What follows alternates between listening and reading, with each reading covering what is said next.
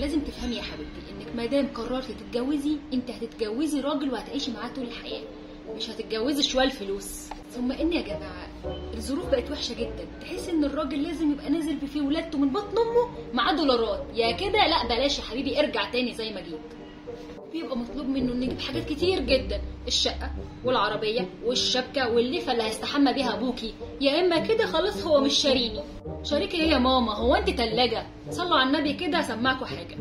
امال انا ساعات بحس احمد مش عايز يعمل مستحيل علشان. طب ما هو مستحيل هيعمله ازاي؟ يعني ايه اصلا يعمل مستحيل؟ ولا دي اسمعوا دي. امال هو احمد هيجي يسطر لي امتى؟ الهي يفضحك يا شيخه، حرام عليكم يا جدعان. ايه ده؟ ايه فؤاد انت جيت؟ عامل ايه؟ ايه كنت بتكلمي حد ولا ايه؟ لا انا بسجل فيديو يعني عادي. المهم انت عامل ايه؟ مفيش، اتخانقت مع صاحب الشركة خناقة كبيرة وسبت الشركة يعني. ف غالبا كده هنمد فترة خطوبتنا شهر كمان ولا حاجة عشان التجهيزات والدنيا اليومين دول مش متظبطة معايا خالص. طب وعلى ايه شهر؟ احنا ما نمدش خالص، كفايه لحد كده. ايه اللي انتي بتقولي ده يا بنت؟ اسمعي بس. بلا اسمع بلا بتاع. يا بنت استهدي بالله، احنا بقالنا مع بعض فترة طويلة وانا بحبك بس.